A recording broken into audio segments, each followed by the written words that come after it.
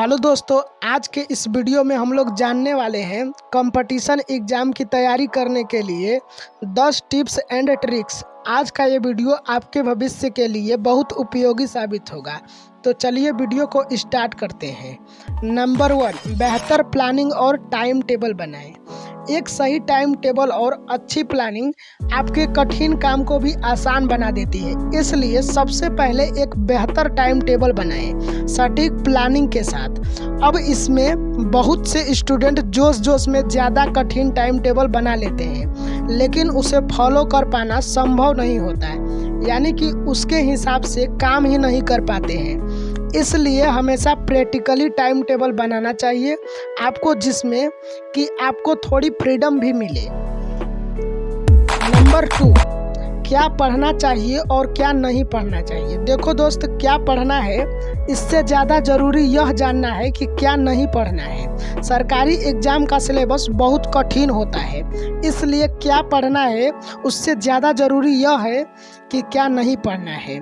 और ये आपको पिछले साल की क्वेश्चन पेपर देख के समझ आने लगेगा।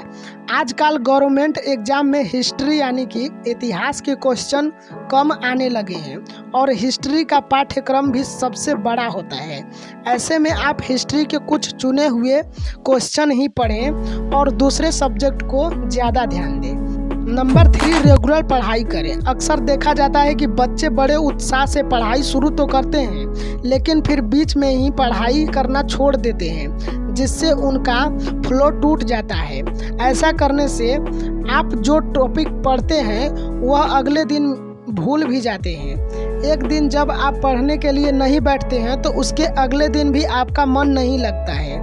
कभी भी अपने पढ़ाई की शेड्यूल को गैप ना दें। मेरा कहना यह है कि हर दिन अपने शेड्यूल यानी कि टाइम टेबल में आपने जिस विषय के लिए जितना समय पढ़ने का रखा है उसे ज़रूर करें, क्योंकि अगर आप एक दिन भी पढ़ाई नहीं करते हैं तो उस दिन को जो पढ़ना होता है वह अगले दिन पढ़ना पड़ता है। इससे एग्ज़ाम का लोड दिन ब दिन बढ़ता ही जाता है। रेगुलर पढ़ाई करने से आपके दिमाग में भी यह बैठ जाता है कि आपको हर दिन कुछ न कुछ सीखना है और याद करना है, जिससे आपका दिमाग भी थोड़ा कैप्चर करने में स्ट्रॉन्ग बनता चला जाता है। यह भी समझ ले कि हमारा दिमाग भी एक दिन में सब कुछ कैप्चर नहीं कर सकता, यानी कि हमारी मेमोरी एक दिन में सभी टॉपिक को याद नहीं कर सकती है। हमें एक एक दिन पढ़ाई करके अपने दिमाग में टॉपिक याद करके डालने होते हैं। इसलिए अब पक्का इरादा कर लें कि हर दिन पढ़ेंगे और रेगुलर पढ़ेंगे। भले ही थोड़ा पढ़ें लेकिन रोज़ पढ़ें। नंबर 4, ब्रेक ले करके पढ़ें। भले ही आपका एग्ज़ाम बहुत नज़दीक हो, आप कभी भी ऐसा ना करें कि लगातार 4 से 5 घंटे पढ़े जा रहे हैं, वह भी बिना किसी ब्रेक के।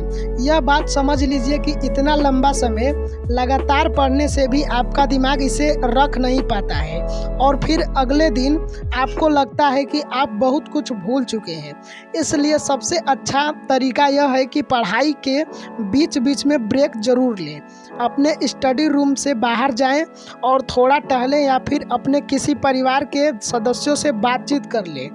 इससे आपका दिमाग फ्रेश होता है और आपको अपना विषय पढ़ने में ताजगी महसूस होती है।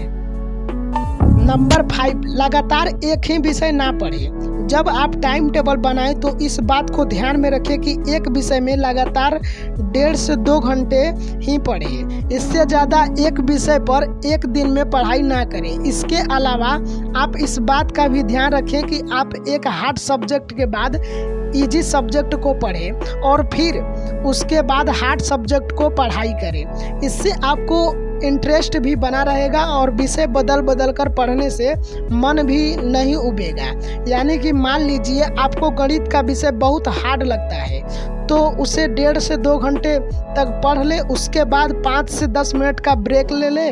फिर एक आसान विषय, मान लीजिए आपको हिंदी आसान लगता है, उसे 1 घंटे के लिए पढ़ ले, फिर एक ब्रेक लीजिए और एक थोड़े हार्ड विषय को 1.5 से 2 घंटे पढ़कर समाप्त कीजिए। नंबर 6, अपना कंसंट्रेशन बढ़ाएं। किसी भी टॉपिक को पढ़ने में और उसे कंप्लीट करने में कंसंट्रेशन का होना बहुत ज़रूरी है। नहीं तो होगा यह कि हम पढ़ तो रहे हैं, लेकिन हमारे दिमाग के अंदर कोई जा ही नहीं रहा है, बल्कि 1 घंटा पढ़ाई करने के बावजूद दिमाग में अभी तक टॉपिक गया ही नहीं। इसकी सबसे बड़ी वजह है कंसंट्रेशन की कमी। अब सवाल यह उठता है कि ऐसा क्यों होता है और इसका हल क्या है। तो इसका कारण है कि आपका ध्यान कहीं और लगा हुआ है और आप पढ़ाई के दौरान भी दूसरी चीज़ों के बारे में सोच रहे हैं, जिसके वजह से आप पढ़ाई नहीं कर पा रहे हैं और आपको कोई टॉपिक भी याद नहीं हो रहा है। तो इसका सबसे अच्छा तरीका है कि आप अपने दिमाग को कंट्रोल करने की कोशिश करें, और इसी के लिए लोग मेडिटेशन करते हैं, यानी कि ध्यान लगाते हैं। आप हर सुबह उठें और एक्सरसाइज करें, इससे आपका कंसंट्रेशन बहुत स्ट्रॉन्ग हो जाएगा। नंबर 7, हर दिन अच्छी नींद लें। आपको अपने हिसाब से देखना होगा कि मेरा नींद कितने घंटे में अच्छी तरीके से पूरा होता है, तो उतना टाइम नींद लीजिए। इसलिए भले ही आपका एग्ज़ाम नज़दीक हो और आप एग्ज़ाम की तैयारी ज़ोरों शोरों से कर रहे हैं, लेकिन फिर भी जब तक आप अपने दिमाग को रेस्ट नहीं देते हैं, तब तक कि अगले दिन की तैयारी अच्छे से करने में आपकी मदद नहीं कर सकता है। जब आप अच्छी नींद लेते हैं तो आप दिन भर फ्रेश महसूस करते हैं और आप जो भी चीज़ याद करते हैं आपका दिमाग जल्दी याद कर लेता है और सीख लेता है। नंबर 8, रोज़ाना वॉकिंग या फिर खेल कूद करें। जब तक बॉडी फिट नहीं रहेगी तब तक दिमाग भी सही तरीके से काम नहीं करता। पढ़ाई के साथ साथ आप शरीर पर भी ध्यान जरूर दें, क्योंकि अगर आपके शरीर में कोई तकलीफ रहेगी तो आपको पढ़ाई में मन नहीं लगेगा और कोई टॉपिक याद भी नहीं होगा। इसलिए अपने शरीर को फिट रखने के लिए हर दिन, अब आपको जो भी शौक़ हो, यानी कि आप क्रिकेट खेलते हैं, फुटबॉल खेलते हैं, बैडमिंटन खेलते हैं, उसे खेलना ना छोड़ें, बल्कि जैसा आप रोज़ाना खेलते हैं उसी तरीके से हर दिन 1 से 2 घंटे खेल कूद जरूर करें। नंबर 9, टीचर से रेगुलर डिस्कस करते रहें। अगर आपको अपने सब्जेक्ट में कुछ समझ नहीं आ रहा है तो आप किसी भी टॉपिक पर अपने टीचर से डिस्कस कर सकते हैं।